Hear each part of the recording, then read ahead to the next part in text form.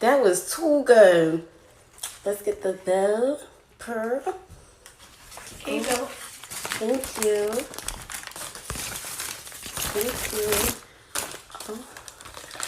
Hello everyone, welcome back to my channel.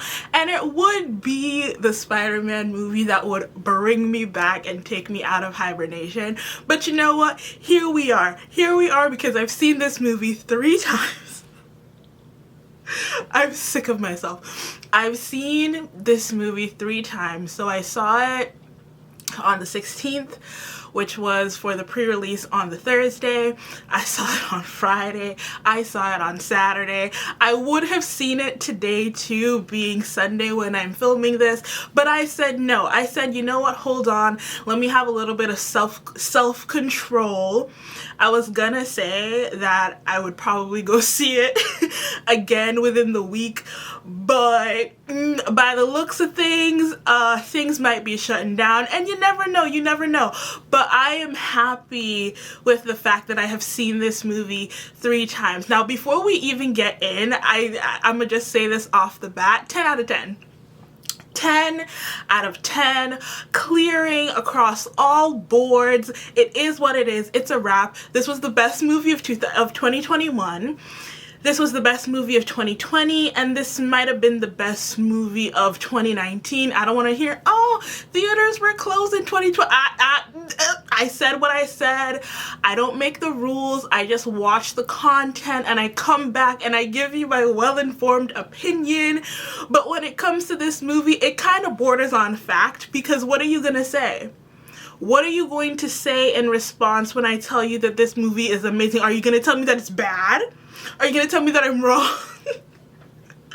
I am not. Oh my gosh. Okay. So before I actually begin to talk about some of the things that I want to talk about, because I wanted to film this video particularly because I know that there are people who haven't seen it yet, and I wanted to send off a whole range of tweets as soon as I came out of the movie theater, because I think I was one of the first batches of people to see it, because the pre-release started at 3 p.m. My movie was at 3:30. So I was there front and center. And then I saw it a couple more times, but I wanted to tweet about it, but I know that there are a good chunk of people who haven't seen it yet, and so I don't want to be the asshole to spoil things. So here we are.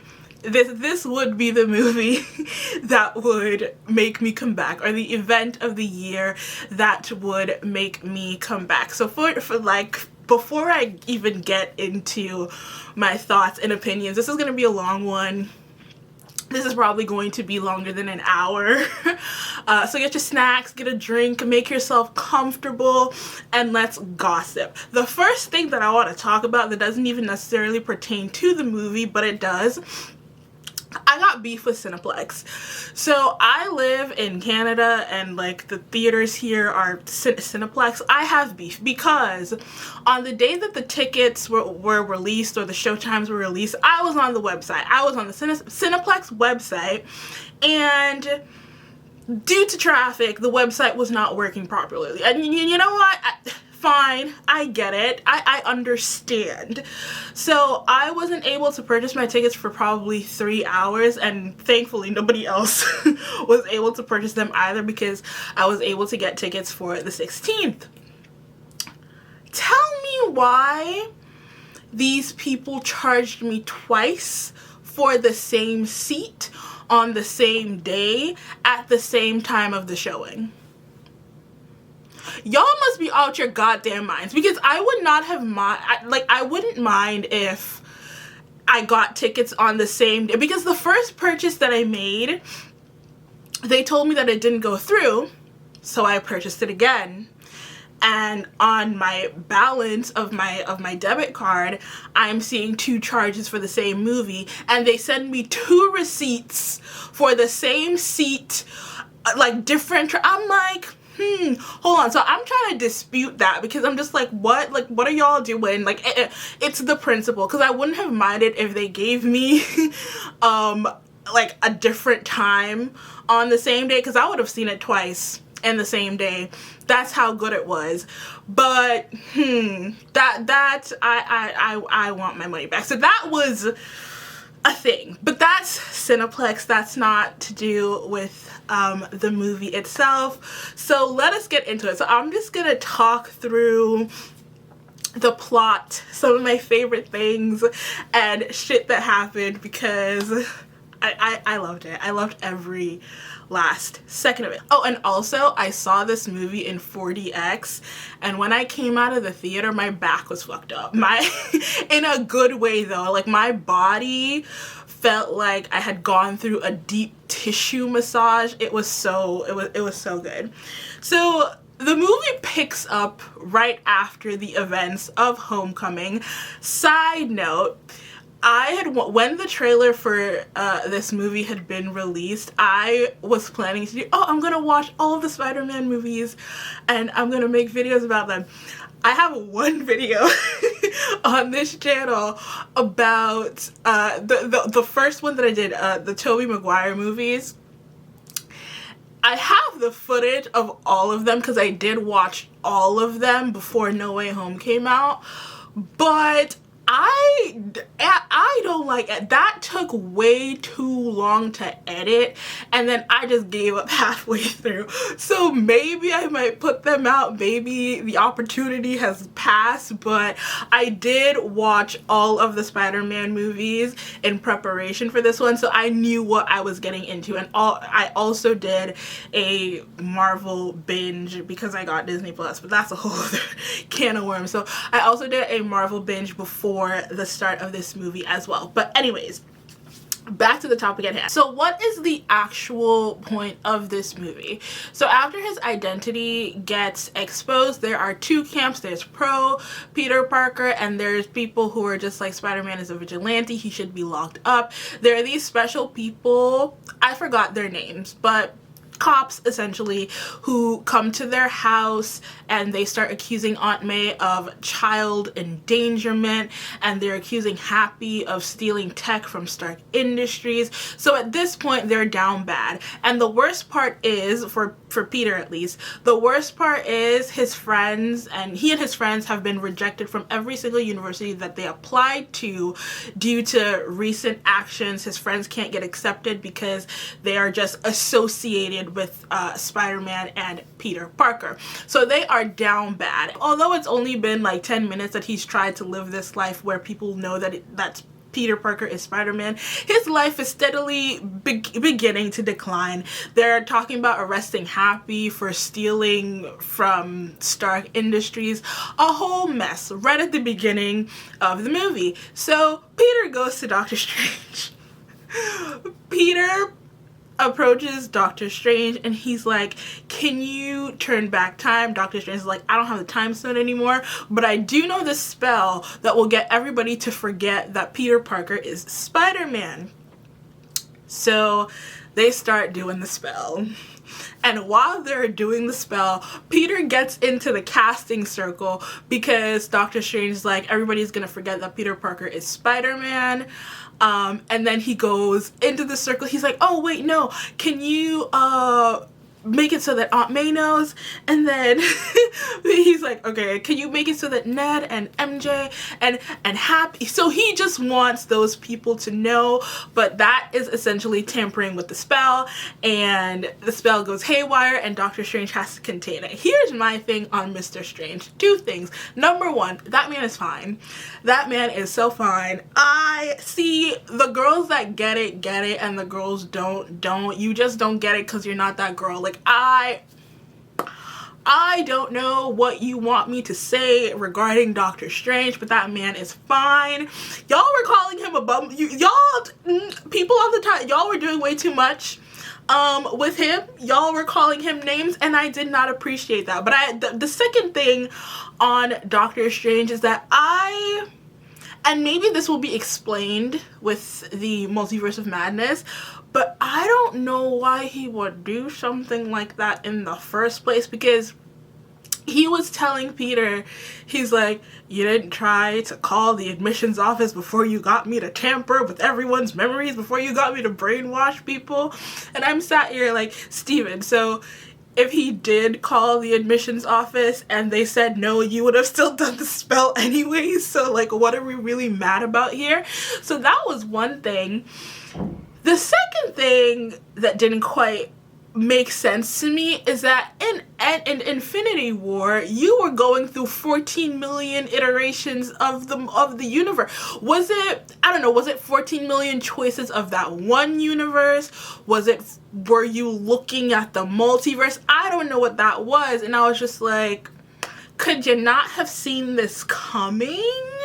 Or what's there? So I'm just hoping, and the thought that he would do this spell in the first place, because I have two minds about it, because this is also the same Stephen Strange, that he's only in this predicament because he was essentially texting and driving, but also in the same breath he's matured to be the Sorcerer Supreme, but he's not the Sorcerer Supreme anymore, because Wong is the Sorcerer Supreme because of a technicality that he wasn't here for 5 years. So I'm just like, but still, not too much on Doctor Strange, please. And also the ending, people had a lot of issues with the ending spell, but we're not even there yet. So anyways, the spell goes haywire, he has to contain it, and then Peter is on his way to stop this lady because he called Flash and he's like, yo Flash, because Flash got into MIT. He's like, where is the admissions officer? And Flash is like, she's on her way to the airport, and he catches this lady and he starts talking to her, and while he is doing that, Alfred Molina pops up, Doc Ock pops up, and the theater goes wild, as did I. That fight scene was incredible.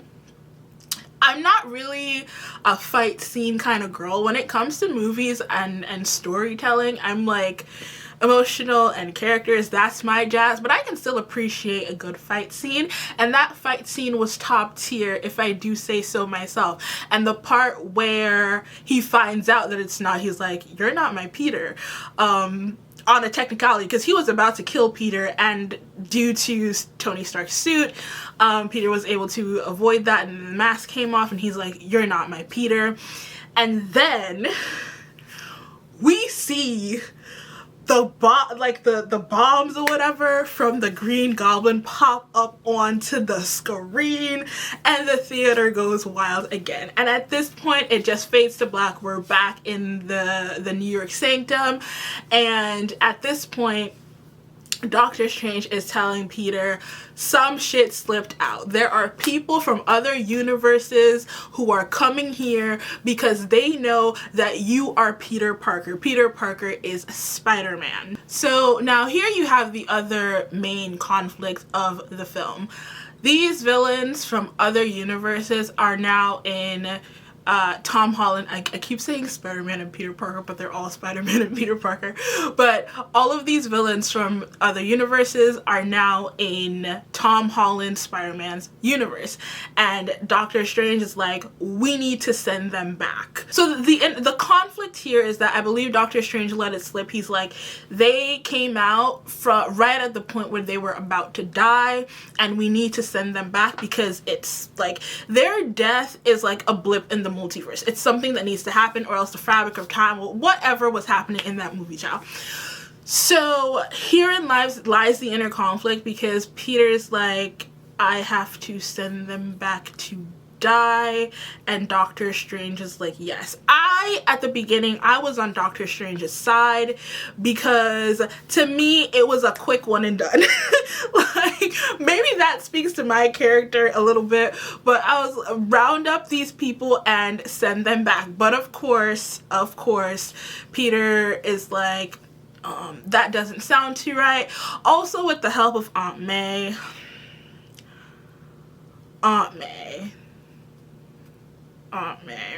we're gonna get to that in a second, where she's essentially telling Peter that it is their job to help these people and make them better. So with that, there's conflict between Spider-Man and Doctor Strange, and they fight in the mirror dimension. And I thought that it was really, really cool how, because Peter's a young character and Doctor Strange is technically more experienced and older.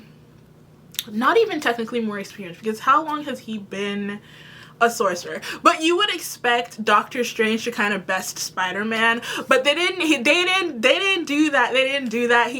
He was really smart in the mirror dimension, even though it's literally Doctor Strange's domain, and he ends up besting him in that fight. So after which, they take the villains, and this is where the neurons weren't firing properly, I fear.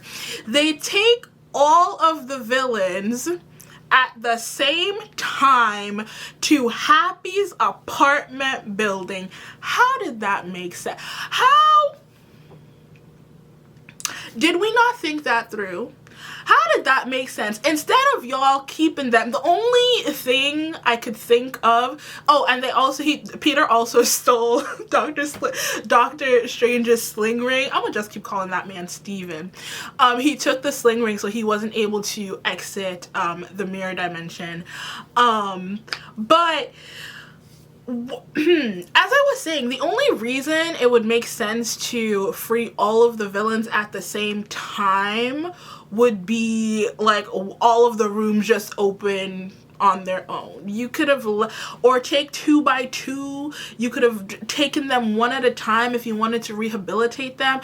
I don't know why all of them needed to be let go at the same time, but for plot, I get it. And they left Lizard in the van while going up to the building. So while they are there, Peter is able to configure the chip that essentially got busted in the second movie. It was 2004 in Tobey Maguire's second movie that led to the arms taking control of Dr. Octavius, and we see that moment and he's rehabilitated. I was so happy because even though I think that the end of Spider-Man 2 was a good ending, I think at the end Dr. Octavius kind of redeemed himself in the last 10 minutes of that film, because you inherently know that it's not him, it's the arms that are controlling him. And I think that was so well done. But I love the fact that he has a do-over now, and we'll talk at the end of like how I think that this movie kind of wraps up all of the movies. In addition to wrapping up Tom Holland's trilogy, it wraps up all of the movies very nicely. But it was a great moment. So they're at the apartment complex, and the Green Goblin, because we know what's his face? Norman Osborn. He's always been a troubled character, especially since the beginning, because the Goblin is kind of a part of him and the Goblin takes control of him sometimes. So he is a troubled character, and I think that's what Aunt May saw in him, because he showed up to where she worked and she was like, he is not all there. And so I think that's one of the main reasons why she wanted to help. But the Goblin was lurking, and he was like, y'all ain't sending me back. Like, what you think this is? Y'all ain't sending me back to die. Number one, y'all are not sending me back to die, and I don't want to be cured. Like, I'm not going to be a part of Norman Osborn if he is cured. And in doing so, he manages to convince Electro, Jamie Foxx, that like, yo, we need to stay here. And it also works because at this point, Electro is kind of like, hold on, I'm not trying to go back either. So chaos ensues. They throw Peter around. They were tussling. Peter got his ass beat, and Aunt May died as a result. And once again, my cold-heartedness comes into play, because I didn't necessarily feel anything at Aunt May dying per se. And this is where Tom Holland needs to get his flowers, because he was acting his ass off in that movie, but I did not feel it until Peter Parker, as in Tom Holland, started his aunt died. Like, it wasn't the act of her dying that made me tear up, because I was crying, laughing. I had a whole host of emotions throughout this entire movie. It wasn't her dying that made me cry. It was his reaction to her dying. And so I think I was still just bitter, because I was like, girl, you let these villains, I expect Peter to make these choices, but at the I can see it now that I'm talking through it. I can see it. But the first time I watched it, I was like, okay. But Tom Holland, his acting in that scene was just impeccable. An incredible performance in that scene. So now, while all of this is unfolding, Ned and MJ are watching the news, and she's deciding whether or not to press this button. And I know a lot of people were like, oh, why didn't she press the button? Because she said she was going to press the button.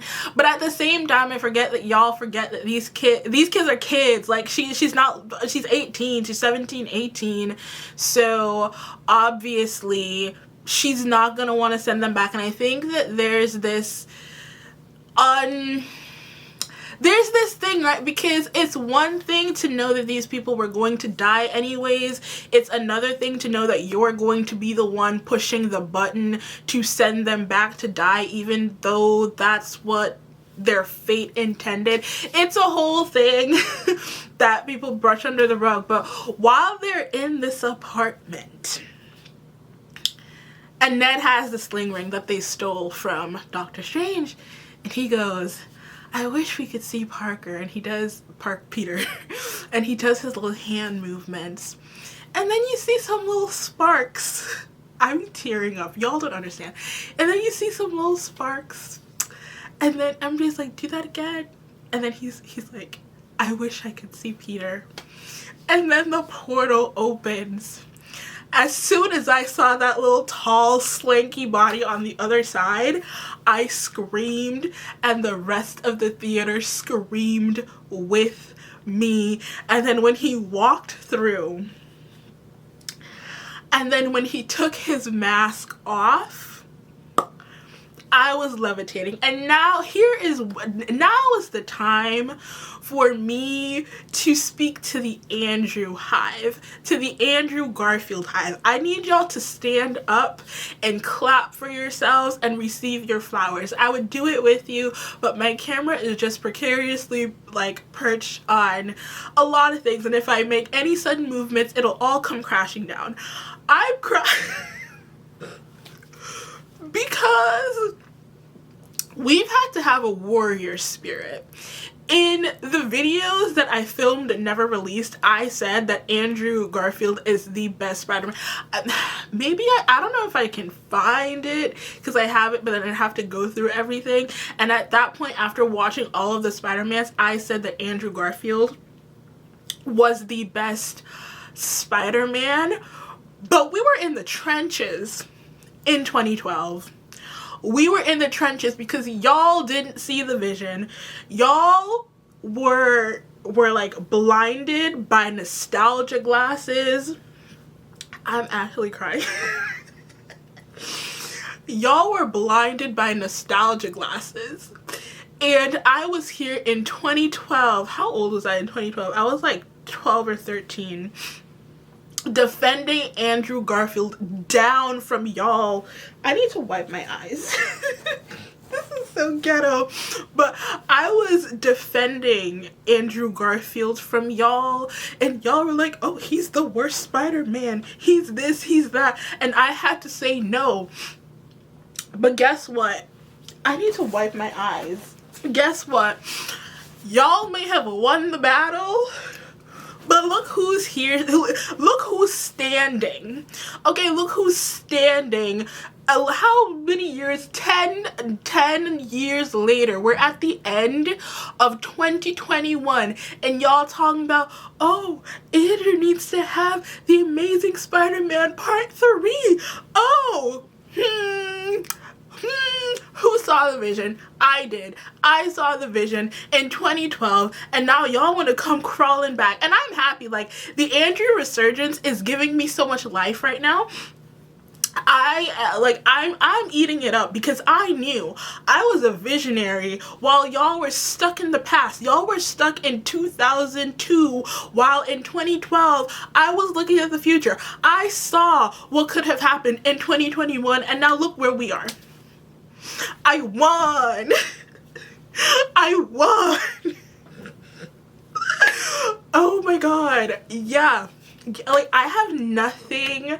When he popped up on the screen, that was it. It was a wrap.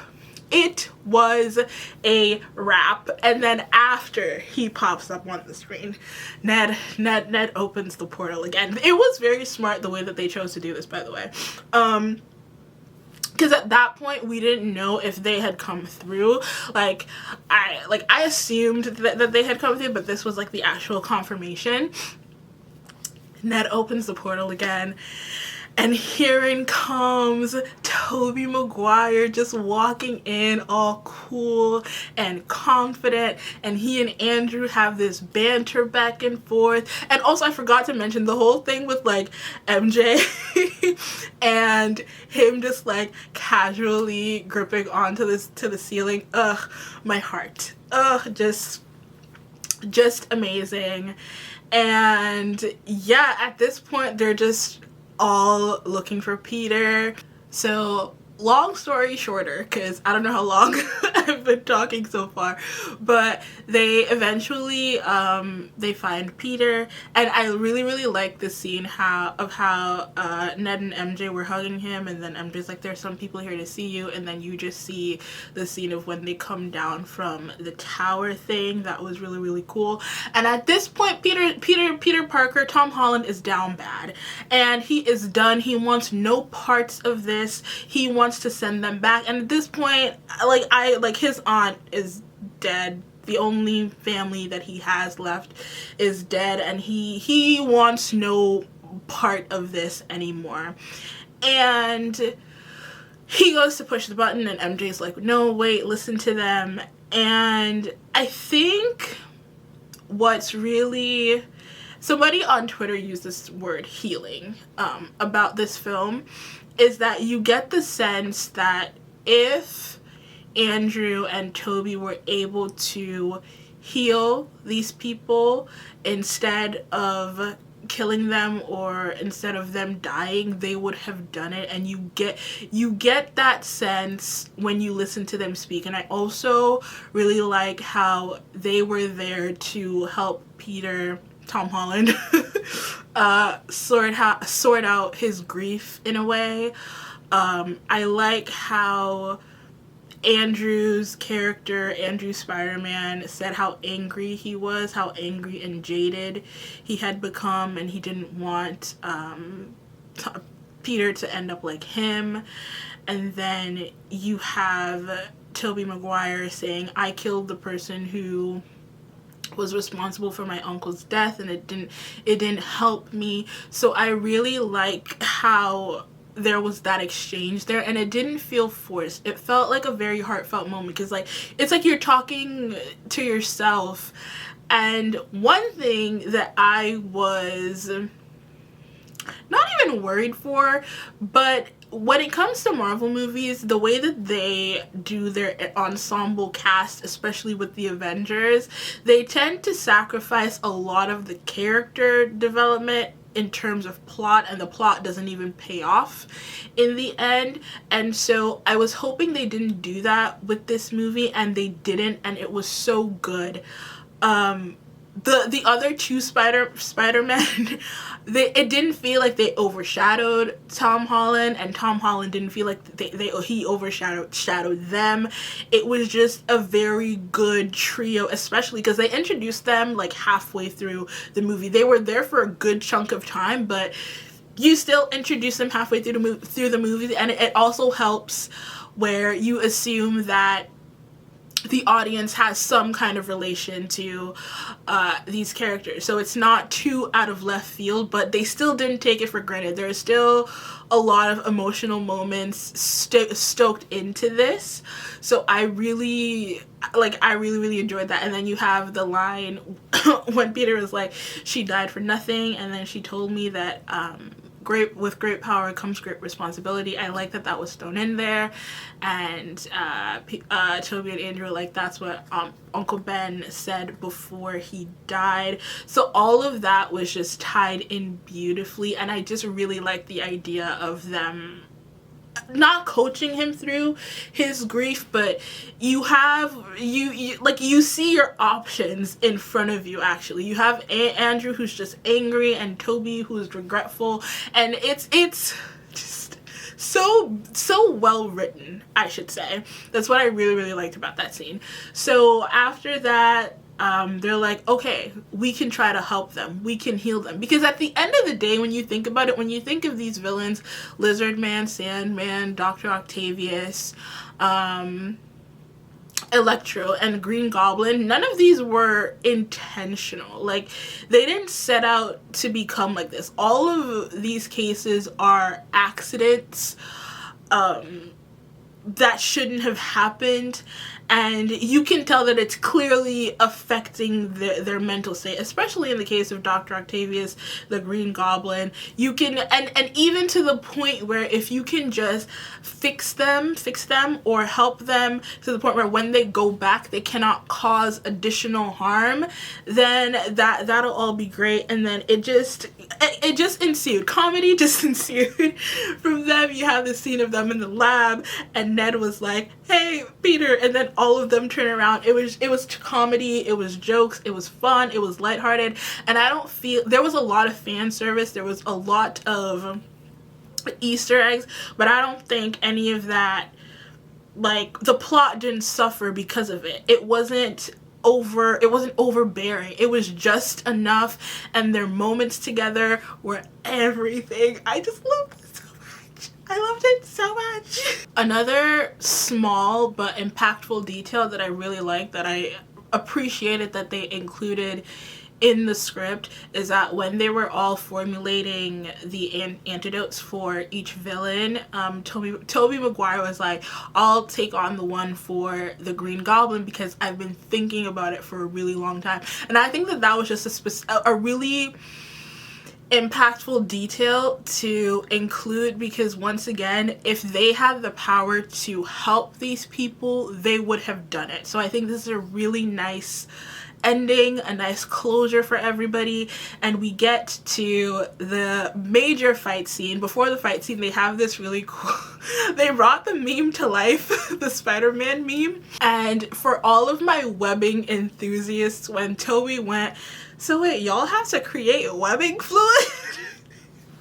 Because that was the same thing I said when I watched The Amazing Spider-Man for the first time. I was like, this is a little bit different, and they were making jokes, and they were like, does the fluid come from anywhere else? I mean, it was a valid question. And then we get to the major fight scene of all of the three Spider-Men and the villains, and you get to that point where when they released the trailer and everybody was like, that composition looks a bit off. Where are the other Spider-Men? And then you could see them in the fight scene. Amazing fight scenes. As I said before, like, I'm not the fight scene girl. I can appreciate when something looks really cool, and it looked really cool, but the moment, and I know y'all know what I'm gonna say, when MJ was falling and Tom Holland went to grab her, and then the Green Goblin pushed him out of the way, and then when Andrew's Spider-Man got to catch her, the entire movie could have sucked, and that scene alone would have made it a 10 out of 10 for me. I don't know what you want me to say. When he caught her and he looked at her and he was like, I'm crying again. Like, what the fuck is wrong? And he, not what the fuck is wrong with me. I think I've said this before. I cry for everything. But when he caught her And he was like, "Are you okay?" And she was like, "Yes." And she was like, "Are you okay?" He was like, "Yes." That was when I started crying, and I didn't stop crying for the rest of the movie until the movie was done. I left there with my body broken from the 4DX, and I also left with like tears and a headache because I was crying the entire time. The whole movie could have sucked. The whole thing could have been ass, and just based on that scene alone, I would have rated it a 10 out of 10 because I think that that's a moment that he needed. And Andrew's just such a good actor. You just saw all of the emotions painted across his face, and it was everything. It was everything. And so after that or before that, I can't remember, at some point the Green Goblin destroys the box that contained the spell that Doctor Strange was going to use to send them back, and now everything is splintering. And now everything is splintering, so you have two things going on at once. Doctor Strange is trying to patch up the universe, essentially, because everybody is coming to their universe because they now know that Peter Parker is Spider-Man. So every villain that Spider-Man has ever had now knows that he's Peter Parker, and they're coming to his universe. And also, you have Peter, who is now fighting the Green Goblin. Peter was going to kill him. Tom was going to kill that man, and he would have done it had it not been for Tobey Maguire, who just came in and said, no, this is not the way, essentially. And they end up giving him the antidote, and he's just like, what have I done in that way?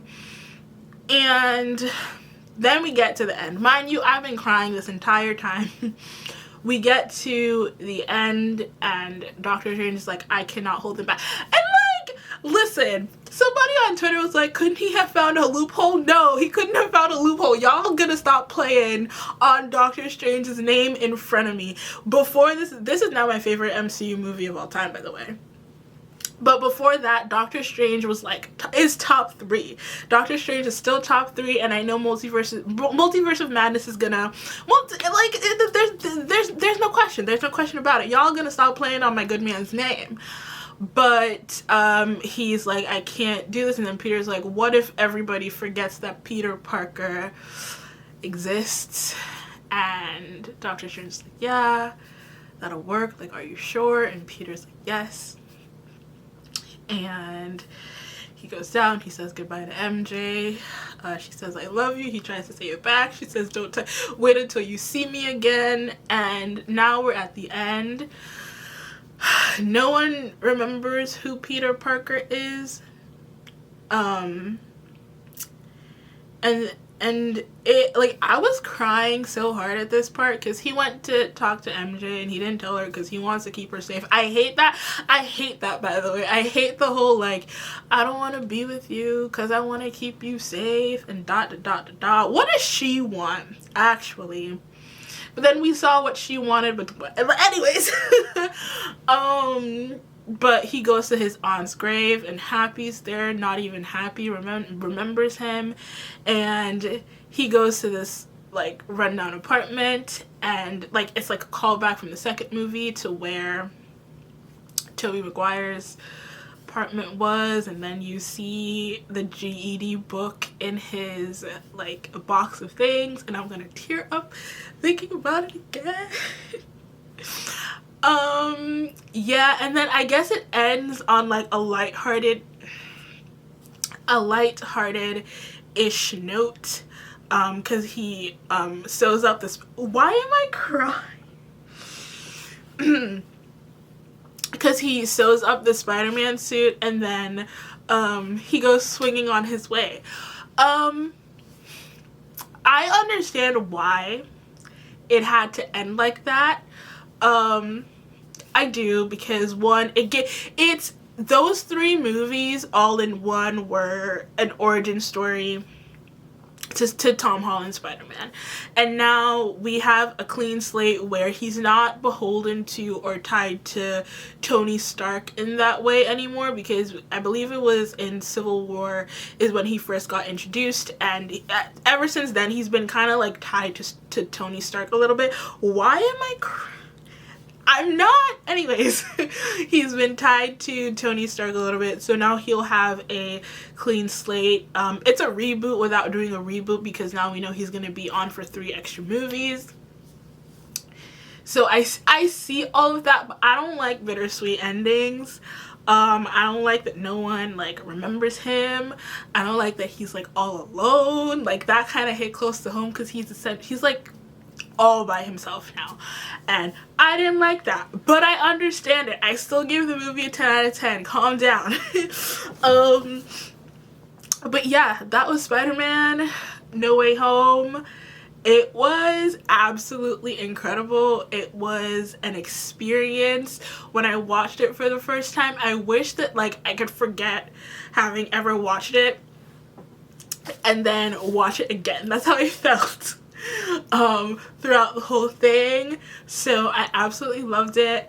If you haven't seen, I don't know if you whoever you'd be watching this video if you hadn't seen it, but everybody did such a phenomenal job. Everybody was acting their asses off. I just have to be nitpicky. The lizard wasn't really featured in this, but I also get it, because like he was like a periphery character. Even in Andrew Garfield's movie, I really didn't like him as a villain anyway, so I did not mind that. And I did not get what the Sandman's motive was, because it's like, you trying to be sand for the rest of your life? Even if they send you back now, you still gonna be sand. They're trying to find a way to help you. You should be helping them. So I didn't get what his, like, I don't know what his character arc was all about, because I was just like, they're just trying to help you. But my biggest pet peeve from this, well, no. Okay, my second biggest like question mark from this movie is that all of the Spider-Men are older than they were in their movies.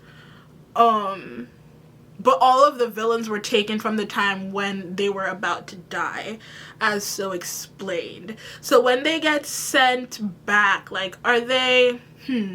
Well, I'm guessing if they get sent back and they don't have any powers, then fine. But they're also going back to the younger versions of the Spider-Man. And that... Anyways, I don't know. But the biggest pet peeve to me that nothing is going to explain away, why is Peter broke down? Why is Peter Parker broke? Because did the Avengers not give them a stipend or something? You mean to tell me they were out here in space avenging and they weren't getting paid? Could never be me. And the next point added on to this, so let's say they didn't get a stipend. I would be hard pressed to believe. You would have to come up with a really, really good story to get me to believe that Tony Stark didn't leave Peter Parker a red cent. I don't believe that. I really don't. Why is Peter broke down? Why can't Peter afford college without a scholarship? That does not make sense, because I think that Tony Stark would have left him something.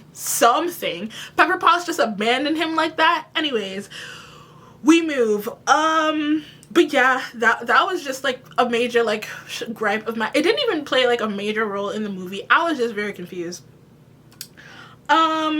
On to other things. Few things I want to mention. The pacing. The pacing was perfect. I know some people were saying that the start of the movie was slow. I did not feel that way. Everything was just set up so intentionally, and I did not feel, because this movie is like 2.5 hours long, I did not feel the 2.5 hours. Everything made sense. Everything that was put in was perfectly designed to make sense. So that was one. Number two, it felt like a sequel and a wrap up to all of the movies. I think I mentioned this before. this was the complete story, which is why I think it felt so natural. This was the conclusion to all of their this was a conclusion to all of their movies, wrapped up in a nice bow, and it was just beautiful to watch. The next thing, William Dafoe, somebody, he was acting. Everybody in this movie was acting, as I said before. But the Green Goblin, I think he said that he would have only come back if they because he's 64, and he said he would only come back if they let him do his own stunts and his own tricks, and yeah. Yep. Oh, one thing that I didn't mention before is that when Tobey Maguire stopped Tom from killing the Green Goblin and he got stabbed, I thought he was going down. I thought he was dead. I thought he was going to die. I thought that he was like, yeah, I'll come back, but like, give me a hero send-off and make me I don't know, like I want to go out with a bang. But he didn't, and I'm glad, because it would have been way too much for one movie. I think that would have just been an extra dose of sadness and anxiety for no reason. But that was very, very interesting. But William Dafoe, that man, he was killing it. And the next thing, the most important thing to me, honestly, when it came to this movie, the writing, the dialogue, the jokes, the emotional moments, everything just came together so beautifully. One moment I was crying, the other moment I was laughing. I cried for the last 10 minutes of the film. And it was everything. The writers did such an amazing job. The director, John Watson, just everybody. It was excellent.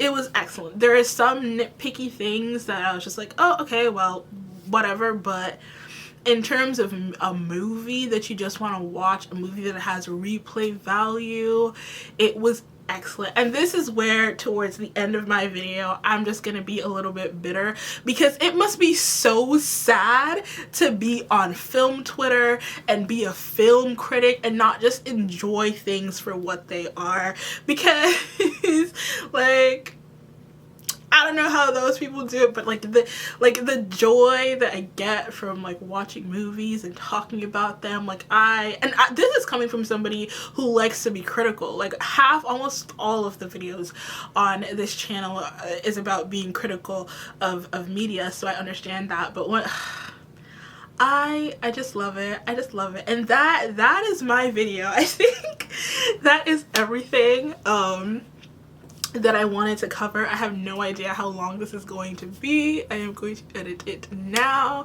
and I'm about to embarrass myself on the internet because of crying over Spider-Man. But you know what? Worse things have been done on the internet. I will survive. Yeah, before I go, I just want to say once again, big ups to the Andrew Hive. We're here. Stream Tick Tick Boom if you have not. Another amazing movie from Mr. Andrew, and I just love him so much. I just love him so much. I'm happy that we're entering this era of let me not speak too fast, because I know how the internet loves to switch up. Y'all love to do this little tap dance in out, but a real Andrew Hive stands, like we have been waiting for this day. We knew that the delusions could not last forever, and here we are. We're stronger than ever. I'm so dramatic for no goddamn reason, but like, yeah, here we are. Thank you so much for watching this video, and I will see you in the next one very, very, very very soon, and I mean it this time. But anyways, thank you so much, and like the video if you want to, subscribe if you want to, and I will see you in the next one. Bye.